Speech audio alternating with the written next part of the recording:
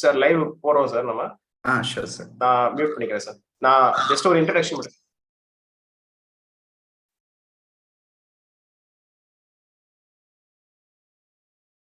Dear doctors, we welcome one and all for today's most relevant basics discussion for MRB 2022. Today we have Dr. Professor VIMAL sir, who will be discussing the most relevant basics based on the actual MRB syllabus. Sir will be taking a 1-hour session, which is going to be YouTube live, and you can interact with sir in the chat box.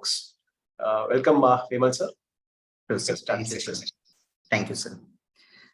Dear all, welcome you all to Area Plux's MRB relevant basics and for our MRB exam.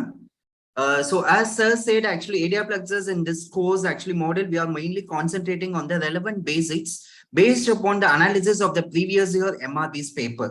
So the lot of enormous efforts have been put for from our all faculty side, and we have taken and analyzed all the MRB previous year MRB questions, and these sessions are being based upon only the concentrating on the relevant basics, and pathology mainly actually the basics also will be focused, and also tips will be given how to integrate the questions and answer the questions asked from your clinical subjects also.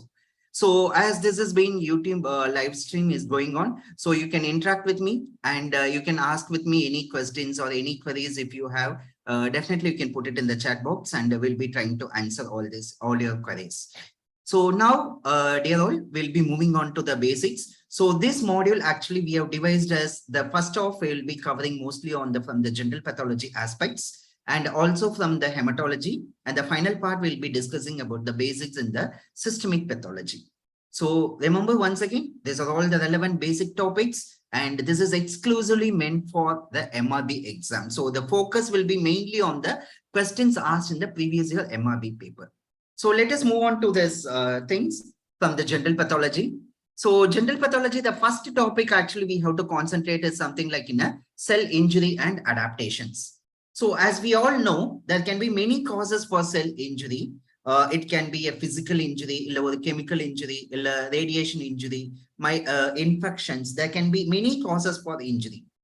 But whenever a cell is being injured, the cell will not undergo injury. The cell will try to adapt itself. So let us see what are all the ways by which a cell can go in for adaptation. That is, a cell want to survive from the adaptation. So how it will be going in for adaptation? The basic cellular adaptations we have to know is hyperplasia. So hyperplasia is nothing but increase in the cell number. Hyperplasia is increase in the cell number, and we have to know hypertrophy. So hypertrophy is nothing but it is in the increase in the cell size, increase in the cell size. So one MCQ here we have to know is hypertrophy increase in the cell size. It is because of the increase in the intracellular proteins. Increase in the intracellular proteins. So the cell is undergoing a hypertrophy, that is increasing in the size because it is the inside the cell the proteins are getting accumulated. Increase in the intracellular proteins. And coming to hyperplasia, so hyperplasia increase in the cell number. Hyperplasia you can get in many conditions. Example, benign prostatic hyperplasia, which is totally benign. Is benign prostatic hyperplasia. It is a non-malignant condition. It is actually totally a benign condition. But here also we have to remember not all hyperplasia are benign. You have endometrial hyperplasia. Endometrial hyperplasia, which can give rise to your endometrial carcinoma. Endometrial hyperplasia can give rise to endometrial carcinoma. So hyperplasia can be a totally a benign condition. Also, it can lead on to endometrial carcinoma. So as here, one of the key point we have to remember, a single key point, which is actually a predominant culprit in endometrial hyperplasia and endometrial carcinoma. The single word we have to remember is the estrogen. Is the estrogen. Okay. And coming to hyperplasia and hypertrophy, These are the very important, basic, essential. Again, you have to know here. There can be a confusing questions which can be asked from the pregnant uterus. Pregnant uterus, mainly it undergoes what? It undergoes a hyperplasia or hypertrophy. So many questions have been asked in the previous years. Please remember all.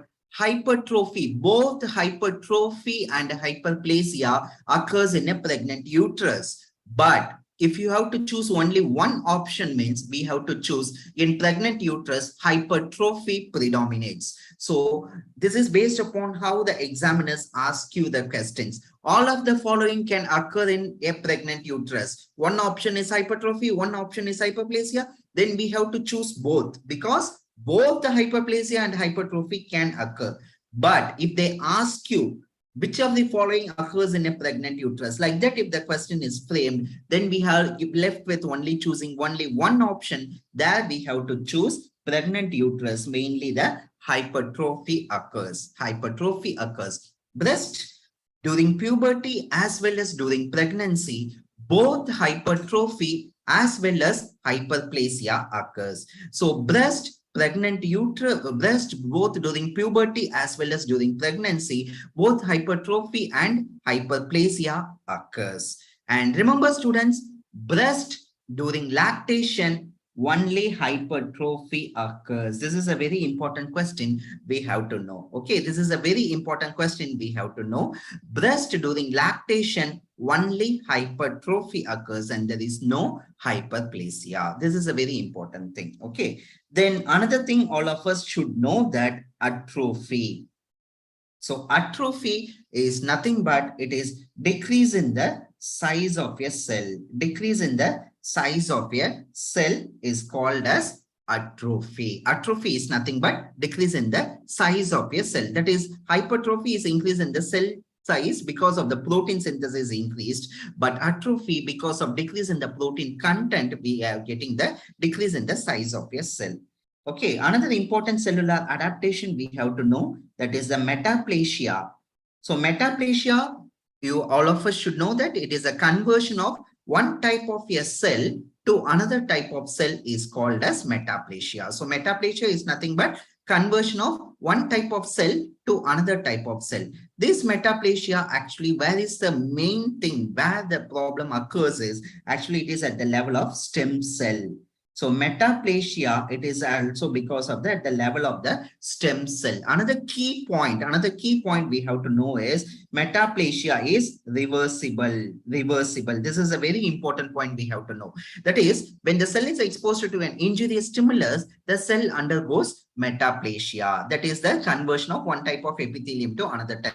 But after the stimulus has been withdrawn, it is again coming back to its normal position. That is a normal form. That is actually, it is reversible. So reversible.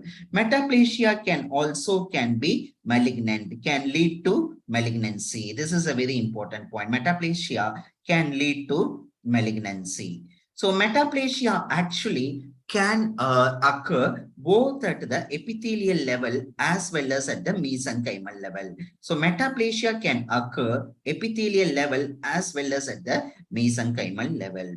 So epithelial level, the classical example, all of us should know that epithelium, the example is in the smokers. So in the smokers, what happens? The pseudostratified ciliated columnar epithelium of the normal respiratory tract. Pseudostratified ciliated columnar epithelium of the normal respiratory tract will be converted into squamous, So this is called as squamous metaplasia. So why we have to bother about the squamous metaplasia in smokers? Because squamous metaplasia can lead on to carcinoma bronchus, okay, CA lung. So it can lead on to CA lung in the smokers, So another example actually we have to know, which is actually one of the favorite topics in your MRB exams, is about the Barrett's esophagus. is about the Barrett's esophagus. So Barrett's esophagus was asked twice in your last MRB exams. And what is Barrett's esophagus? It is nothing but the normal esophageal epithelium. The normal esophageal epithelium, which is the stratified squamous epithelium, is getting converted into a columnar epithelium, and this is called as columnar metaplasia. So columnar metaplasia. So this, if in the columnar metaplasia, if you get lot of goblet cells, you call this as an intestinal metaplasia. A very important thing you have to know here in this regarding with this Barrett's esophagus is this Barrett's esophagus or this columnar metaplasia can predispose to adenocarcinoma of the esophagus. This is a pre-malignant condition, adenocarcinoma of the esophagus. This is a very, very important point in regarding to our Barrett's esophagus we have to know. Okay, so Barrett's esophagus, lower end of the esophagus, normal squamous epithelium of the esophagus will be converted into a columnar epithelium or a goblet epithelium, in which you can call it as a columnar metaplasia or goblet cell metaplasia. So which is a predisposing for the adenocarcinoma of the esophagus. Here one point also we have to remember, the most common site for esophageal cancer, is middle 1/3, and the most common cancer of the esophagus is squamous cell carcinoma. But if the question has been specifically asked, about which is the carcinoma common in the lower 1/3 of the esophagus, if the question is lower 1/3 of the esophagus, you have to remember it is adenocarcinoma. Overall, it is squamous cell carcinoma. Middle 1/3, upper 1/3, ellame vandu squamous cell carcinoma da. But if the question is specifically, if they asked us there, which is the commonest cancer in the lower 1/3 of the esophagus, please remember all, it is actually a adenocarcinoma of the esophagus, and that is because of the Barrett's esophagus. And one special stain we have to remember in connection with this Barrett's esophagus, that is Alcian blue. Okay, so Alcian blue, why we have to remember? Alcian blue actually stains at a pH of 2.5. Okay, it stains at the acidic mucin. So Alcian blue stains the acidic mucin, and thereby we can demonstrate the Barrett's esophagus. Okay, and a quick review about all the types of necrosis. The necrosis, which is again a frequently asked topic in your MRB exams, necrosis. All of us know that both necrosis and apoptosis are actually the irreversible form of cell injury. So what are all the types of necrosis? Can you identify the necrosis in this image? People can put it in the chat box. What is the type of necrosis you can see in this image? What is the type of necrosis? Where you can see only the outline of the cell, outline of the structure is preserved. Outline of the cellular structure is preserved. And you can see here, the outline of the organ is preserved. See here. Here you can see these are all like a glomerulus, only the outline is preserved. But if you carefully see the inner nuclear details, are lost. So what is this type of necrosis? Yes, what is this type of necrosis? This type of necrosis is called as coagulative necrosis. So coagulative necrosis is nothing but only the outline of the tissue structure will be preserved. The architecture only will be preserved, and inner cellular details are lost. That is, here you can see, this is looking like a glomerulus. The glomerulus madri irukku. Idu tubules madri, the outline is preserved. But inside the glomerulus or inside the tubules, you are not seeing the nuclear details. Yes, correct, Dr. Uma. This is a coagulative necrosis. And what are all the common organs in which you will be getting coagulative necrosis? Please remember, in the solid organs, heart,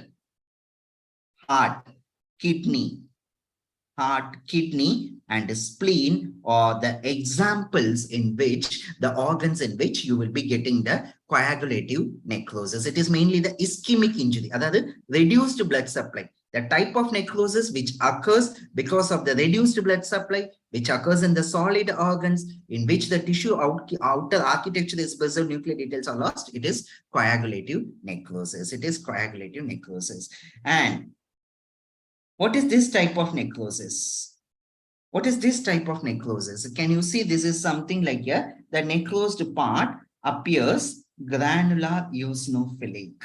Granular eosinophilic, that is granules are there and it is more of pinkish in nature, granular eosinophilic. Also, you can get, Dr. Shakti, later that was coagulative. And you can see here, these are all the collection of these type of cells. How this shape of these cells? See, the shape of this nucleus is slipper-shaped nucleus. See, the cells are having slipper-shaped nucleus, and these cells are called as epithelioid histiocytes. These cells are called as epithelioid histiocytes. So, your collection of epithelioid histiocytes and with a necrosis with granular eosinophilic material, and you can get a characteristic giant cell. Can you see this giant cell? How these giant cells are looking like? The nucleus, see the arrangement of the nucleus in this giant cell. The arrangement of the nucleus. This is something like a horseshoe-shaped nucleus. See this. This is something like a horseshoe-shaped nucleus. So these giant cells are nothing but, these giant cells are called as Langhans giant cell. These giant cells are called as Langhans giant cells. So what you are seeing this? You are seeing a collection of epithelioid histiocytes. You are seeing the collection of giant cells, that is a Langhans giant cells. And if you see this granular eosinophilic material in a background of a granuloma, you always think of, yes, Dr. Uma, it is caseous necrosis. Caseous necrosis. So caseous necrosis, you always remember, it occurs in tuberculosis. It occurs in tuberculosis. Please remember, caseous necrosis, the synonymous word first you have to remember is tuberculosis. And the gross appearance of the caseous necrosis is cheesy, like a white cheese, white granular appearance. So the grossly, the morphology is that cheesy, the word you have to remember is cheesy in appearance, cheesy in appearance. So this is the morphology of a caseous necrosis, caseous necrosis. So now, if you are given an image like this, this is an adipose tissue. So wherever this is a yellowish tissue, no, see this is a somewhat looking yellowish, no. So what is yellowish in our body? It is fat. Okay, what is yellowish in our body? It is fat. So this is actually a tissue of a omentum. So this is a tissue of a omentum. So in fat-rich organs like omentum, peritoneum, and also your breast and buttock region, which are all the fat-rich organs, you can get fat necrosis. You can get fat necrosis. So fat necrosis you can see in omentum and also in the peritoneal pad of fat, and in breast and in buttock region, the trauma initiates the fat necrosis. Whereas in this omentum and all, acute pancreatitis is one of the common cause. Remember, please remember, this is a question for you. The commonest causes actually in this is the acute pancreatitis, okay, in the omental fat necrosis. Acute pancreatitis. So acute pancreatitis, the liberation of the pancreatic lipase and amylase, this will be degrading this fat depots. They will be degrading the fat depots, and this fat, that is the fatty acids and the triglycerides, will be combining with the calcium. Resulting in the process of saponification. And it is this saponification will be the resulting cause for what are these things? See how they are appearing. Can you see some whitish deposits like this in a fat tissue? So if you see this whitish deposits, these are called as chalky white deposits, which is a very important thing. You have to make a diagnosis of a fat necrosis, chalky white deposits. Why you are getting chalky white deposits? Because the liberated fatty acids and triglycerides actually will be combining with the calcium, giving rise to this chalky white deposits, chalky white deposits. Okay, so in the histology, you can say shadow cells or ghost cells. Okay, shadow cells with actually a cloudy appearance, So shadow cells with a cloudy appearance you can get in this fat necrosis, which is again a question for your exam. Okay, cloudy appearance, cells with a cloudy appearance. So we have seen coagulative, caseous, and also this fat necrosis. And see this type of necrosis, actually this is a blood vessel. See, this is a blood vessel, and inside the blood vessel you can see this RBC, and in the vessel wall, see, what is the type of the necrosis which you can see in the vessel wall? Can you identify? A bright eosinophilic. See, a bright eosinophilic necrotic material along the vessel wall. This is nothing but, yes, fibrinoid. Very good. This is fibrinoid necrosis. This is fibrinoid necrosis. So wherever you are getting a vasculitis, please remember vasculitis. Whenever you hear the word vasculitis, whether it is a polyarteritis nodosa or vaginous granulomatosis, so when necrosis plus vasculitis, okay, please think that it is, we are dealing with a case of fibrinoid necrosis. And also whenever you hear the word SLE, okay, SLE, the type of necrosis which you can get in this SLE is this fibrinoid necrosis, Also, in your rheumatic heart disease, you must have heard about this Ashcroft body, no? Ashcroft body, Ashcroft cells. So in rheumatic heart disease, in the Ashcroft body, what type of necrosis you will be getting? Again, fibrinoid necrosis. So because of an autoimmune etiology plus necrosis, please think of it is a fibrinoid necrosis. And how you will be identifying a fibrinoid necrosis? In the vessel wall, bright, this thing, okay, this is a bright eosinophilic fibrinoid, fibrin-like material. Okay, fibrin is something like a thread-like material in the blood vessel, no, in the blood, no. So this kind of fibrin, which is leaked from the blood vessel and deposited in the, yes, it is fibrinoid necrosis only. Deposited in the vessel wall, you think of fibrinoid necrosis. Okay, then coming to the last type of necrosis, that is the liquefactive necrosis. So liquefactive necrosis is synonymous. If you hear this word liquefactive, which organ you have to remember? Liquefactive necrosis. Yes, you can answer.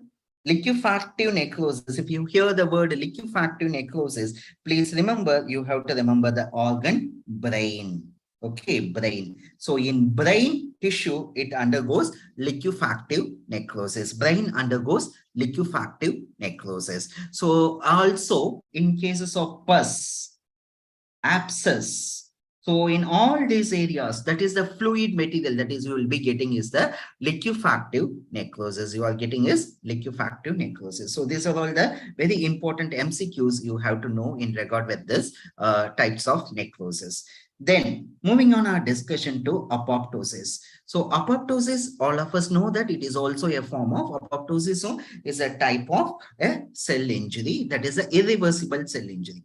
So apoptosis is, that is a programmed cell death. The cell itself will be going in for death, cell death. Here in this apoptosis, we have to remember, before going into the pathways and all those MCQs, please note down, we have to remember certain proto-oncogenes in regarding to the apoptosis. Okay, so there are some genes pro-apoptosis.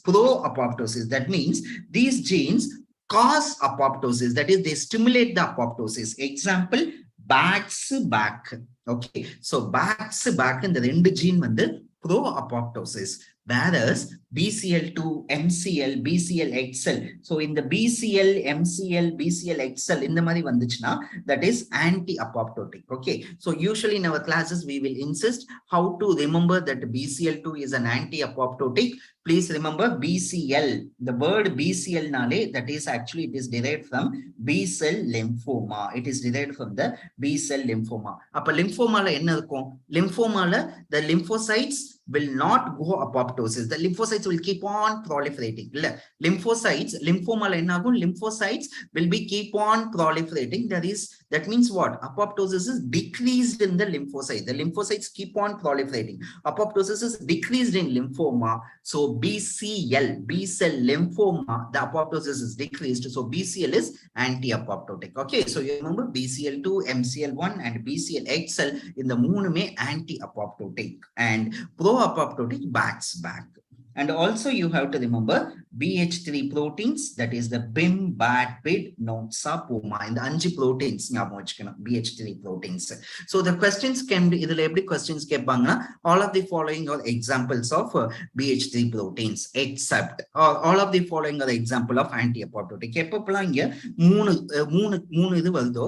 one option again the examiner may add and ask all of the following are components of this, except like that. So here the question all of the following are examples of anti-apoptotic gene, except. So in the Madri, the questions can be framed in this topic, that is a proto-oncogenes. Okay, so then the pathway, remember actually I'm giving an overview, so I'm not going into the much details. So please remember apoptosis nale rendu pathway, one vandu extrinsic pathway and another one is intrinsic pathway. Okay, another one is intrinsic pathway. In the intrinsic pathway, otherwise called as mitochondrial pathway. Mitochondria pathway. Mitochondria will be involved in this thing. And the main the liberation of the cytochrome C enzyme. Cytochrome C enzyme will be liberated from the mitochondria inner mitochondrial membrane in the cytochrome C and the stimulus apoptosis stimulus cell death stimulus in the cytochrome C mitochondrial inner mitochondrial membrane the cytochrome C will come into the cytoplasm cytosol and will activate the enzyme caspase. But in the extrinsic extrinsic you will be actually getting the activation, you will be getting an activation of the receptors called as death receptors, and in the death receptors involved caspase activate that is extrinsic pathway. So please remember intrinsic na mitochondrial, extrinsic na it is death receptors, intrinsic na mitochondrial. So in the caspase, they will be degrading the cell. Further, there will be a series of executional caspases. Those caspases and all will be activated. And very, very important point in the apoptosis. Apoptosis, there will be formation of the apoptotic bodies. Apoptotic bodies. Another one, the cell will be going in for apoptosis, and the cell over the part tani-taniya in the madri taniya separate agi, you will be getting some bulgings, and these are all the apoptotic bodies. Upon the macrophages in the apoptotic bodies, they will be trying to engulf the apoptotic bodies. So in the process to pay down the efferocytosis.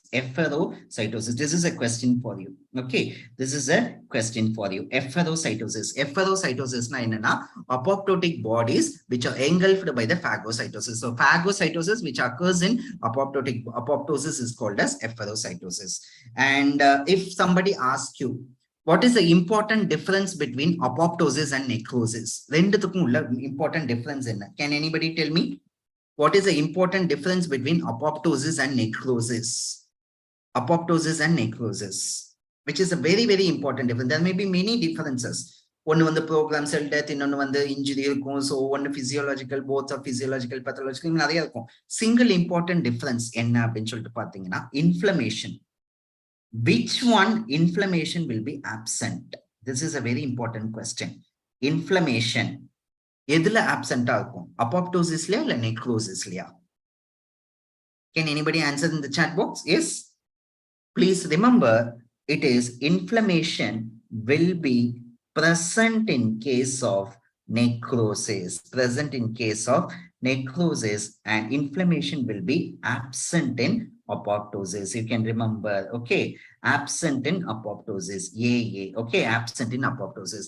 இந்த தான் very important difference. ஏன்னா apoptosisல அந்த செல் membrane எப்போதுமே இன்டாக்டாவா தான் இருக்கும். இன்டாக்டா தான் இருக்கும். So அதனால இன்டாக்டா இருக்கிறதுனால you will be not be getting inflammation in apoptosis. So apoptosis எப்படி நீங்க பாப்பீங்க, ஒரு செல்லுல எப்படி apoptosis இருக்குன்னு பாத்தீங்கன்னா the apoptotic cells will undergo cell shrinkage.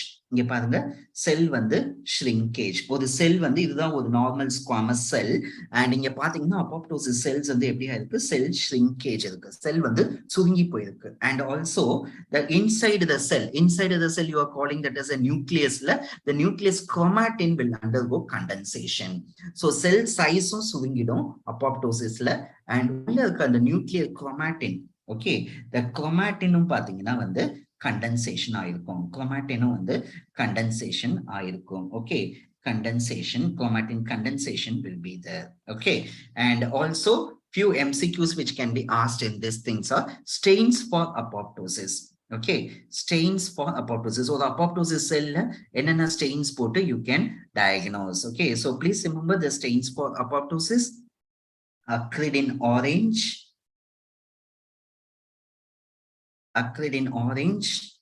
fulgent stain. Acrid in orange, fulgent stain is annexin 5. Annexin 5.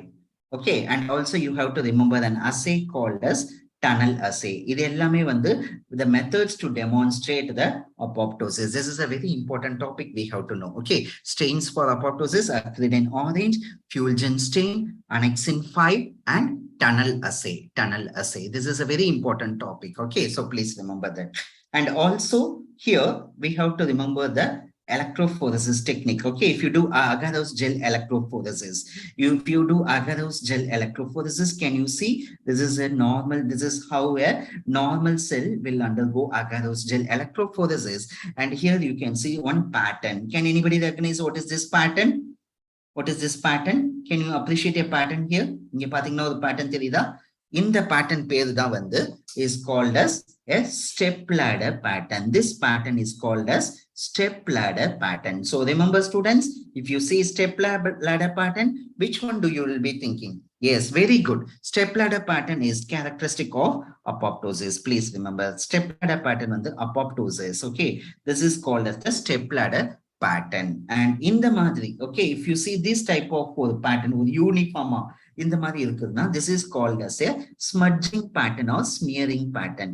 Smudging pattern or smearing pattern. And in the pattern வந்து will be actually seen in your necrosis. Will be seen in your necrosis. So please remember, step ladder pattern is actually seen in apoptosis, and a smudging pattern is seen in your, actually smearing pattern is seen in your necrosis.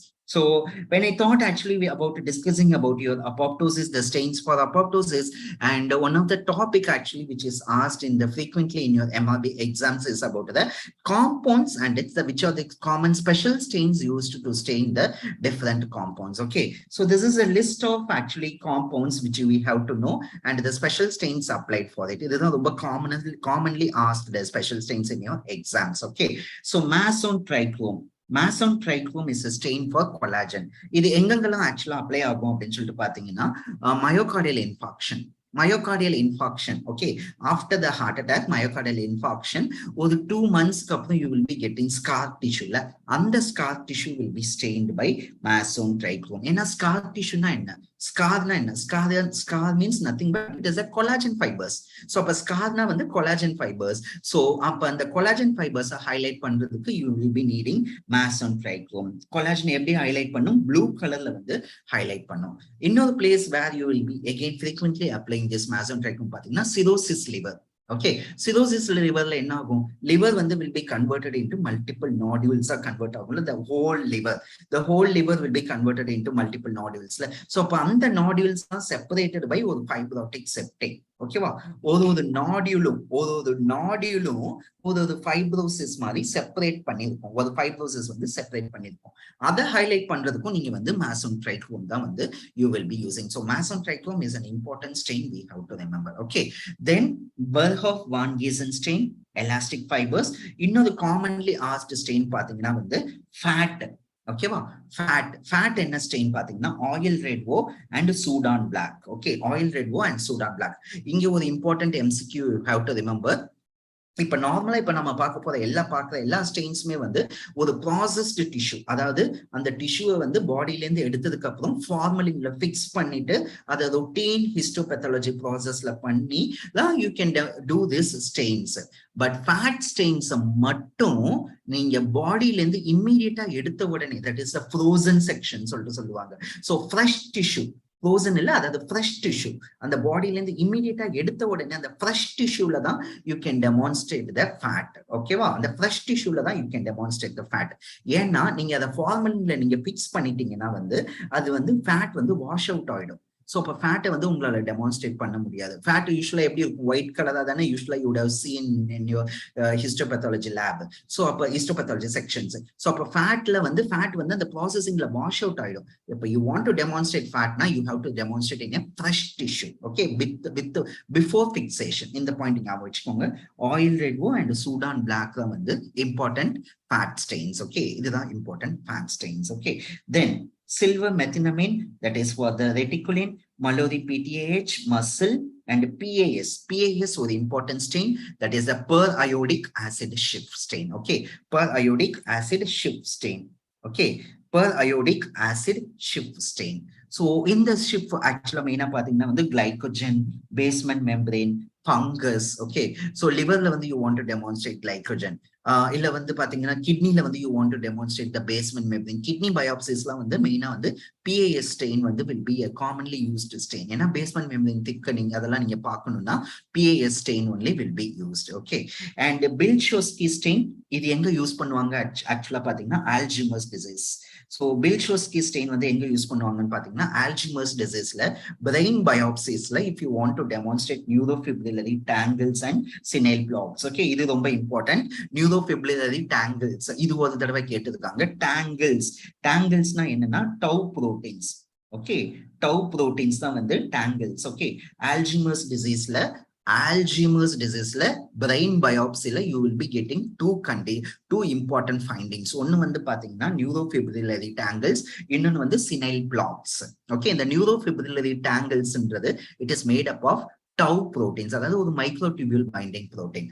Senile plaque தான் வந்து அமைலாய்டு. ஆல்ஜிமஸ்ல என்ன type of அமைலாய்டு இருக்கும்?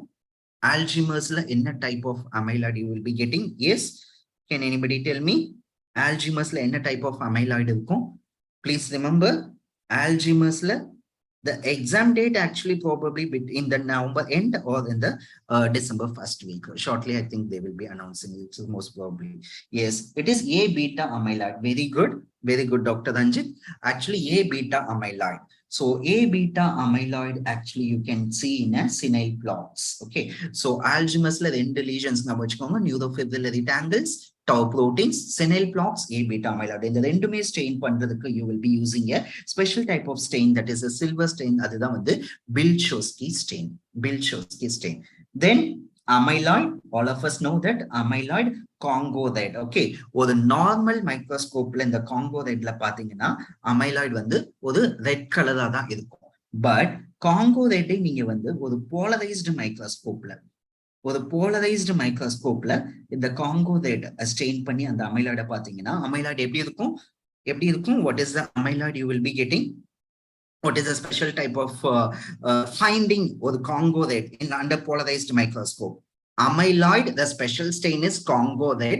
Or the normal microscope la pathina adu vandu pink color la or red color la irukum. But if you see that same Congo red in a polarized microscope pathina, you will be getting apple green birefringence. Okay, apple green or green apple இருக்குல்ல அந்த கலர்ல அந்த ரெஃப்ரிஜரன்ஸ் இருக்கும். இது வந்து important question. Okay, இது வந்து important question. Apple green birefringence. Okay, refringence இது வந்து ரொம்ப important. Okay, beta pleated sheet வந்து ஆக்சுவலா எக்ஸ்ரே ஸ்பெக்ட்ரோஸ்கோபி ஆர் கிறிஸ்டலோகிராஃபி அந்த டெக்னிக்ல பார்த்தா தான் வந்து beta pleated sheet will be there. Okay, doctor Revathi, beta pleated sheet actually beta pleated ஷீட்ன்றது ஒரு structure which can be actually better seen in X-ray crystallography or spectroscopy technique மூலியமா பார்த்தாதான் beta plater sheetல இருக்கும். Amyloid வந்து electron microscopyல பார்க்கும்போது what is the structure of the amyloid you will be getting? Amyloid வந்து you will be getting a non-branching fibrils. Please remember. ஒரு electron microscopyல amyloid பார்த்தீங்கன்னா you will be getting non-branching fibrillar material. Non-branching. ஓகேவா? branches இல்லாம just ஒரு fibrillar ஒரு thread மாதிரி. ஓகேவா? இந்த மாதிரி ஒரு thread மாதிரி ஒரு non-branching fibrillar material ஃபுல்லா இருக்கும் எலக்ட்ரான் மைக்ரோஸ்கோப்பில. அதே நீங்க வந்து ஒரு X-ray spectroscopy or crystallography இந்த மாதிரி டெக்னிக்ல பாத்தீங்கன்னா you will be getting this beta plater sheet. இந்த மாதிரி beta plater sheet இருக்க தொட்டுதான் அமைலாய்டுக்கு இன்னொரு பேரே வந்து beta fibrillosis. So the other name for amyloidosis பாத்தீங்கன்னா beta fibrillosis. இன்னொரு question which can be asked in this amyloid actually பாத்தீங்கன்னா what are the best site to demonstrate amyloid? You want to demonstrate amyloid. Amyloid எந்த சைட்ல இருந்து எடுப்பீங்க? What is the commonest biopsy site? You want to demonstrate amyloid in a patient. எந்த சைட்ல இருந்து biopsy எடுப்பீங்க usually? Please remember, it is the abdominal fat aspirate. Okay, the commonest site எப்படி பாத்தீங்கன்னா வந்து abdominal fatல இருந்து aspirate பண்ண tissueல easily you can demonstrate amyloid. Okay, other sites எங்கெங்கெல்லாம் பண்ணலாம் அப்படின்னு சொல்லிட்டு பாத்தீங்கன்னா gingiva, gum, okay, and also from the rectum. இதுதான் common sites for amyloid. Okay, so regarding this amyloid, we have to know this congoid and also thioflavin T. Okay, then calcium vancosa and alizarin red. And please remember, this is one of the favorite questions of your examiners, both in your MRB and also in your NEET exam also. This question was repeatedly asked. The stain for mast cell. Okay, the mast cell, stain for mast cell என்னன்னா toluidine blue. Okay, special stain for mast cell, toluidine blue. So mast cell நால எந்த type of hypersensitivity ஞாபகம் வரும் உங்களுக்கு? Mast cells are involved in which type of hypersensitivity? Yes, correct. It is abdominal fat. And mast cells nale end stains end type of hypersensitivity? Type 1 or 2 or 3 or 4. Mast cells. Please remember, yeah, very good. Mast cells nale it is type 1 hypersensitivity. And another MCQ you have to know is the blood la vandu the counterpart of mast cell is basophil. Okay, the blood la irundha and the cell la vandu basophil nu solluvom. Adhe cell vandu oru tissue la irunduchna you call that cell as a mast cell. So appo mast cell um seri basophil um seri nariya granules irukum. So you want to demonstrate that granules and the mast cells. Now the special stain you can use is toluidine blue. Okay, the special stain which you can use for mast cell is toluidine blue. Okay, இது வந்து ஒரு metachromatic stain அப்படின்னு சொல்லிட்டு சொல்லுவாங்க. Then Masson fontana. ஓகேவா? So இப்போ இந்த malignant melanoma இல்ல nevus cells, so அங்கெல்லாம் நீங்க melanin pigment if you want to demonstrate now, you can use your Masson fontana. You can use Masson fontana. Very good. Okay, Masson fontana. And Prussian blue வந்து hemosiderin. So இந்த strain எங்கெங்கெல்லாம் use பண்ணுவாங்க அப்படின்னு சொல்லிட்டு பாத்தீங்கன்னா iron deficiency anaemia. So if iron deficiency anemia நீங்க எப்படி நீங்க gold standard, what is the gold standard diagnosis for iron deficiency anemia? இது ஒரு question, which is the gold standard method to diagnose a case of iron deficiency anemia னா நீங்க வந்து bone marrow biopsy பண்ணுங்க. Phone மேரோ பயாப்சியோ ஒரு ஆஸ்பிரேட்டோ பண்ணி அந்த phone மேரோல நார்மலா என்ன இருக்கும், ஒரு நார்மல் பர்சனுக்கு வந்து phone மேரோல the macrophages will be storing that iron particles. எப்படி இருக்கும், ஹீமோசிடரினா அயன் வந்து ஸ்டோர் ஆயிருக்கும் ஒரு நார்மல் பர்சனுக்கு. பட் ஒரு பேஷண்ட்டுக்கு அயன் டெஃபிஷியன்சி அனிமியா இருக்கும்போது என்ன ஆகும்னு பாத்தீங்கன்னா the iron particles will not be stored, there will be no iron stores. So ஹீமோசிடரினை டெமான்ஸ்ட்ரேட் பண்றதுக்காக நீங்க இந்த Prussian blue வந்து அயன் இந்த போன் மேரோ ஆஸ்பிரேட்ல நீங்க பண்ணீங்கன்னா ஒரு normal person will have iron stores. They will be showing Prussian blue positive. அப்ப iron deficiency anemia-ல Prussian blue will be negative. Iron deficiency anemia-ல bone marrow aspirate-ல Prussian blue will be negative because there is no iron stores. இங்க use பண்ணுவாங்க. யூசுவலா another condition பாத்தீங்கன்னா இப்ப இந்த liver biopsies-லாம் இப்ப iron overload conditions, இப்ப தாலசீமியால எடுத்துட்டீங்கன்னா சைல்டுக்கு வந்து ரிப்பீட்டடா பிளட் டிரான்ஸ்ஃபியூஷன் கொடுக்கறதுனால சைல்டுக்கு வந்து அயன் ஓவர்லோடு இருக்கும். அதே போல ஹீமோக்ரோமட்டோசிஸ், செகண்டரி ஹீமோக்ரோமட்டோசிஸ் இல்ல பிரைமரி ஹீமோக்ரோமட்டோசிஸ், அயன் ஓவர்லோட், பாடியில நிறைய அயன் வந்து ஓவர்லோட் ஆயிருக்கும். ஸோ அந்த அயன்லாம் வந்து யூஸ்வலா லிவர்ல தான் ஸ்டோர் ஆயிருக்கும். ஸோ அப்ப லிவர்ல you want to demonstrate excess iron ஸ்டோர்ஸ்னா அங்கேயும் you can use this Prussian blue. Okay, and certain hematological conditions, இப்ப sideroblastic anemia, sideroblastic anemia, like you want to demonstrate sideroblast. So அந்த மாதிரி conditions like commonly you will be using this Prussian blue stain. Okay, Prussian blue stain. So அங்க you will be applying this thing. So இப்போ ஒரு clinical scenario மாதிரி கொடுத்துட்டு which special stain can be used அப்படின்னு கூட கேட்கலாம். Okay, nowadays you cannot expect ஒரு direct question கூட கேட்பாங்கன்னு நீங்க எதிர்பார்க்க முடியாது. அப்ளைடா கேட்டாங்கன்னா இந்த மாதிரி clinical scenario for each special stain you can remember. And this special stains also இங்க பாத்தீங்கன்னா இதை தெரிஞ்சுக்கிறதுனால இன்னொரு யூஸ் என்னன்னா ஒரு பெரிய கொஸ்டின்ல இந்த மாதிரி ஒரு க்ளூ மாதிரி this material is positive for Prussian blue. So அந்த மாதிரி ஒரு க்ளூ மாதிரி கூட கொடுக்கலாம். So அதை வச்சு you can make out a diagnosis. Okay, and the another important thing is copper.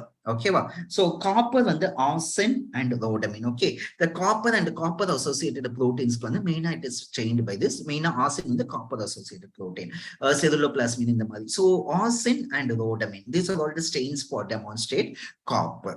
Okay, so arsen stain வேற எதுக்கு யூஸ் பண்ணுவாங்க? Anything with the hepatitis? Anything with the hepatitis? Please remember, in chronic hepatitis B infection, what is the hepatitis change? What is the hepatocytes are called as? Or the chronic hepatitis B infection, la hepatocytes for the specific name. Can anybody tell me? Chronic hepatitis B infection la characteristically the hepatocytes are called as ground glass hepatocytes, or the glassy appearance. Okay, wow, ground glass hepatocytes. Ground glass hepatocytes enga irukum? You will be getting in hepatitis B. Okay, chronic hepatitis B, chronic hepatitis B. So anga and the hepatitis B particles, yes, very good. The hepatitis B particles and get demonstrate பண்றதுக்கு உங்களுக்கு வந்து arsen stain வந்து தேவை. Okay, arsen stain. And this hepatocytes க்கு இன்னொரு பேர் என்ன? Shikata cells. இது வந்து ஒரு MCQ. Okay, wow, இது வந்து ஒரு MCQ. Ground glass hepatocytes are also called as Shikata cells. Shikata cells. So இது வந்து ஒரு MCQ. Okay, so this is another MCQ you have to know here. Okay, then Cherry, who can identify me this finding? Who can tell me this finding? So இப்போ உங்களுக்கு histological imageல இந்த மாதிரி ஒரு blue colorல ஒரு granular material இருந்ததுன்னா histopathologyல which substance you will be thinking of? Which substance you will be thinking of? ஒரு மாதிரி basophilic-னா blue colorல இருக்குது. So blue colorல ஒரு granular appearance இருந்துச்சுன்னா ஒரு histopathology image if you are getting in the மாதிரி blue color, dark blue, என்ன you will be thinking of? என்ன substance deposition?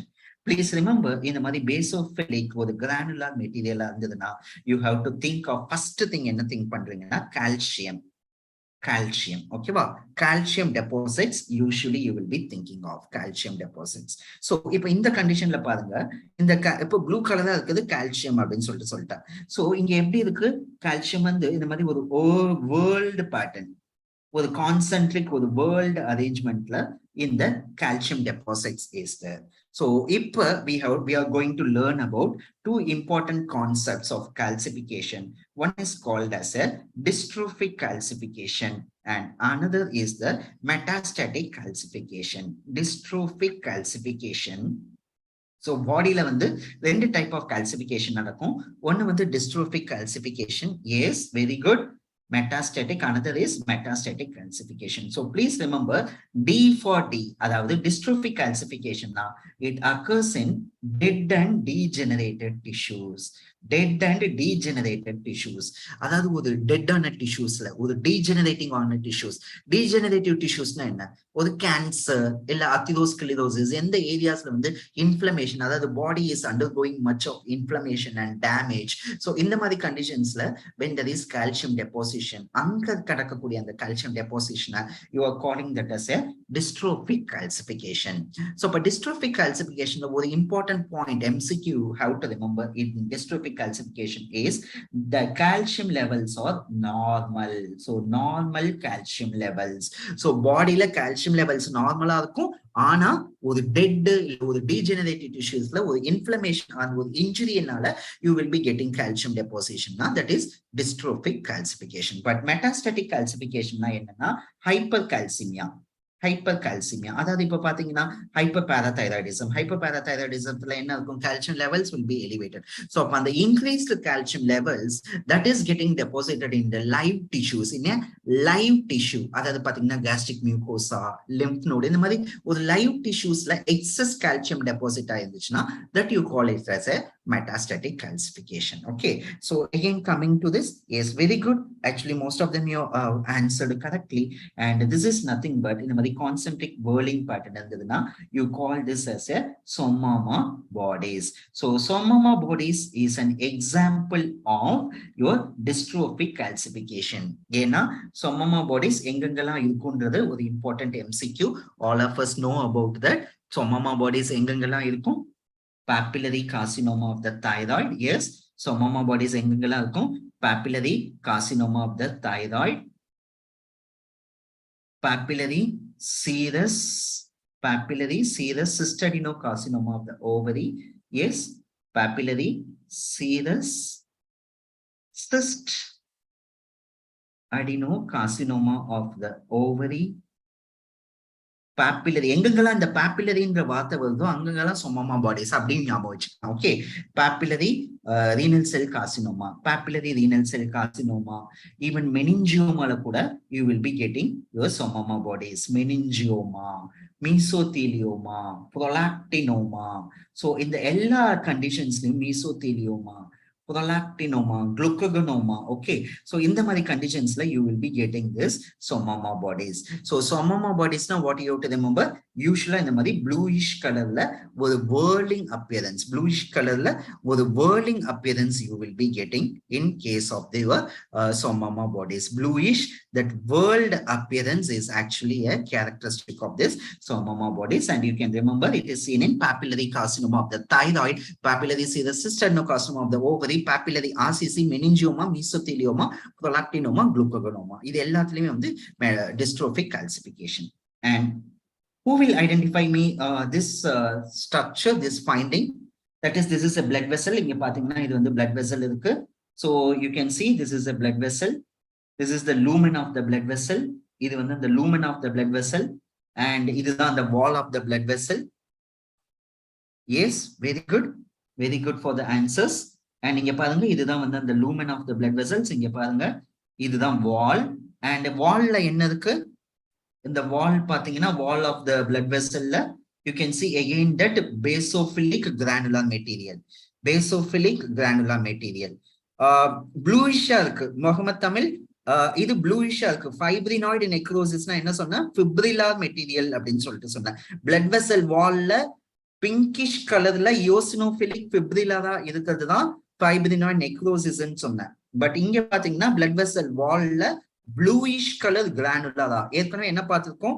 bluish granular அப்படின்னா ஃபர்ஸ்ட் வந்து you have to think of is the calcium அப்படின்னு சொல்லிட்டு சொல்லியிருக்கேன். சோ அப்ப calcium deposits இல்ல இதுதான் நான் சொல்றேன் இளம்பிறை.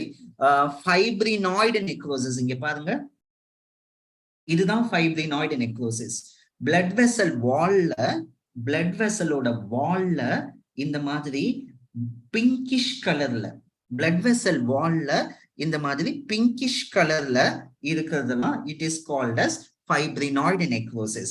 பட் இங்க பாத்தீங்கன்னா blood vessel-ஓட wall-ல you are getting this bluish color material.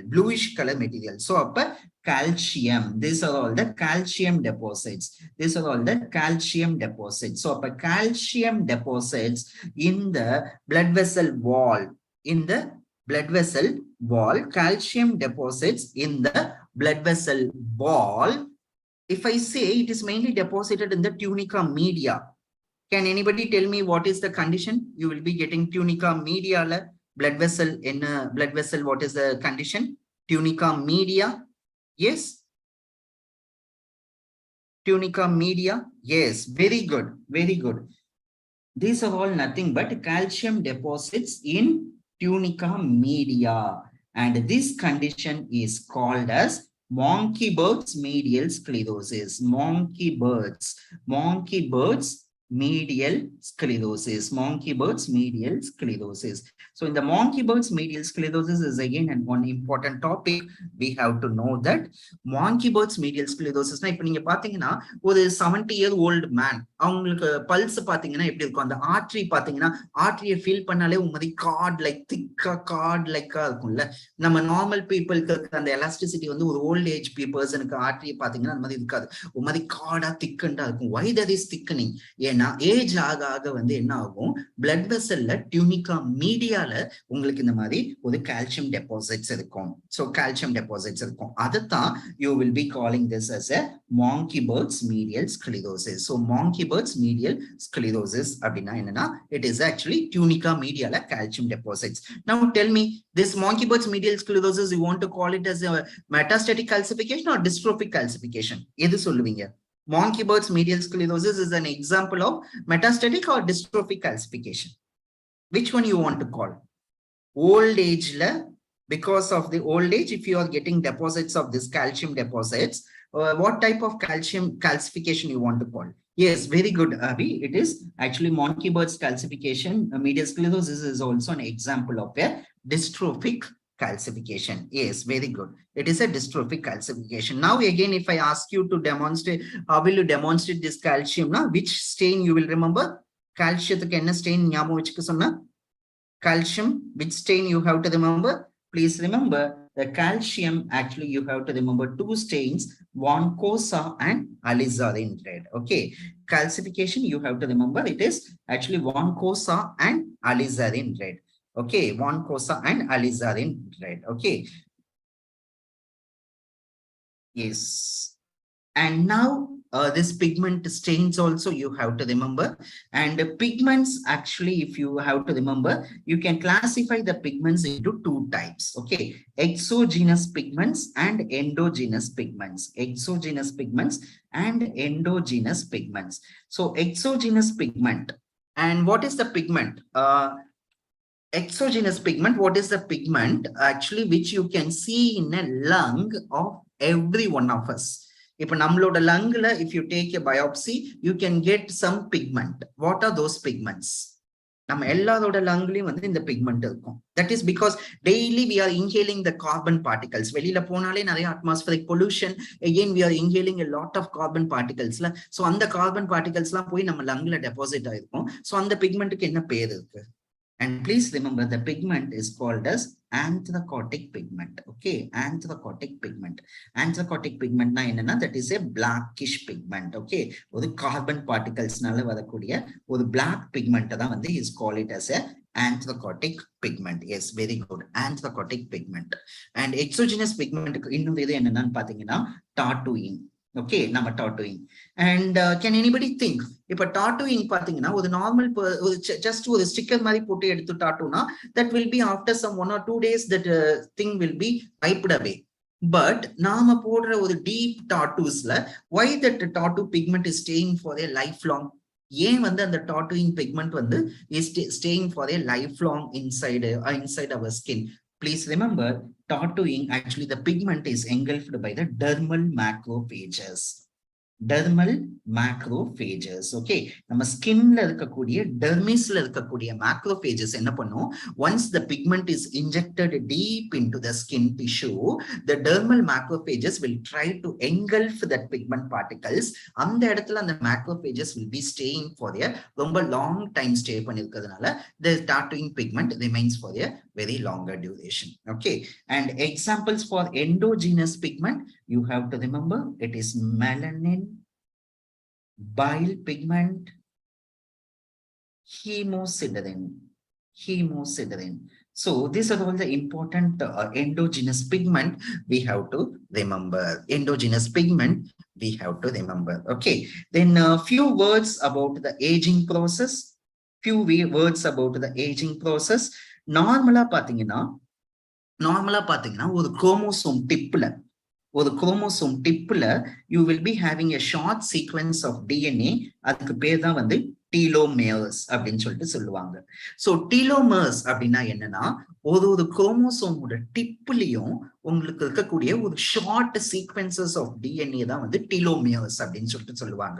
இந்த டீலோமியர்ஸோட இம்பார்ட்டன்ட் ஃபங்க்ஷன் என்ன அப்படின்னு சொல்லிட்டு பாத்தீங்கன்னா ஒவ்வொரு செல் டிவிஷன் அப்பயும் வந்து இந்த டீலோமியர்ஸோட லென்த் வந்து ஷார்டன் ஆகிட்டே வரும். ஓகேவா? ஒரு செல் இன்னொரு செல்ல டிவைட் ஆகும்போது டீலோமர்ஸ் லென்த் வந்து ஷார்டன் ஆகிட்டே வரும்.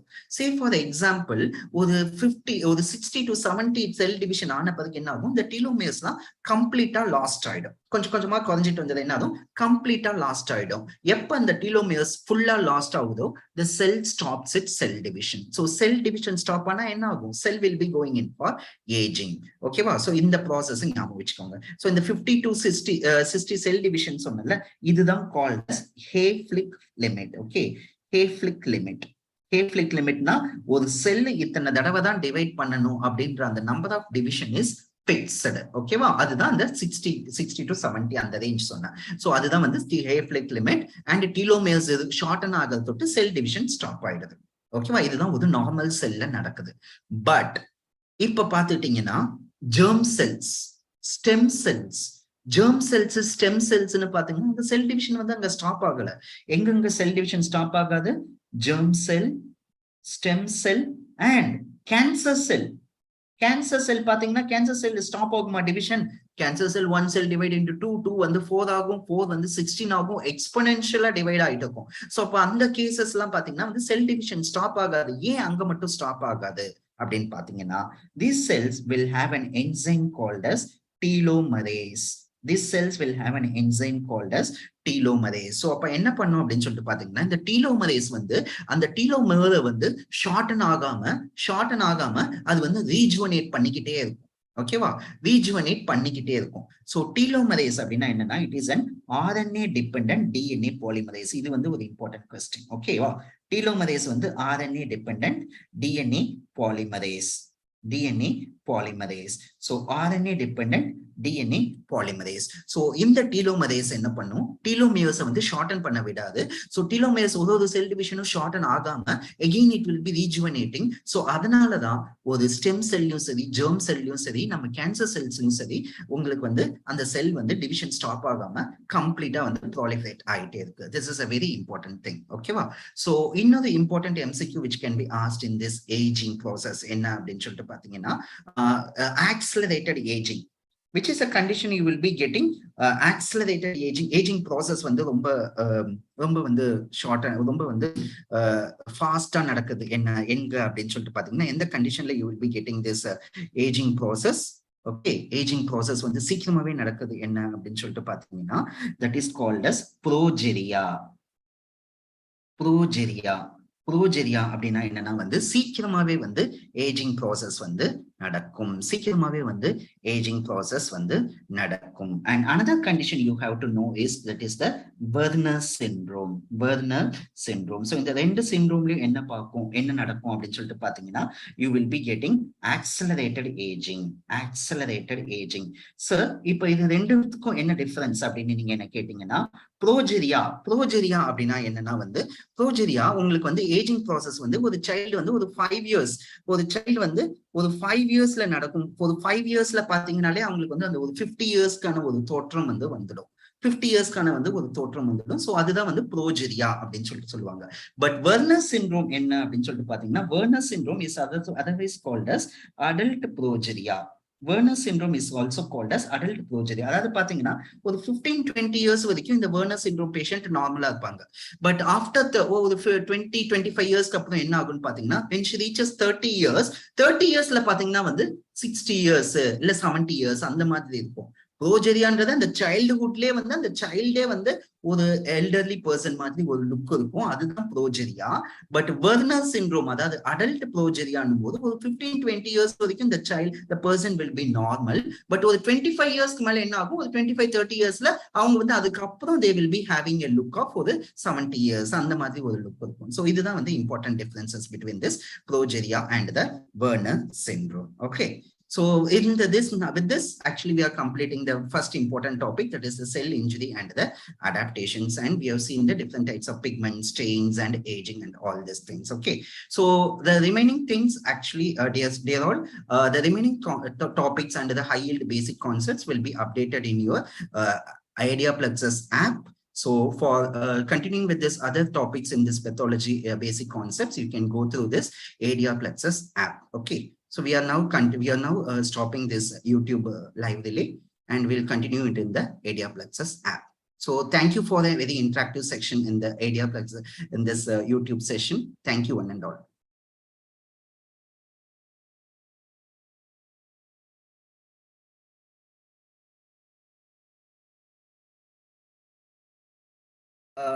MRB, actually, there can be a chance of asking image-based questions. It is better to go through the image-based questions also. So image-based questions, generally, you will be having an extra advantage also.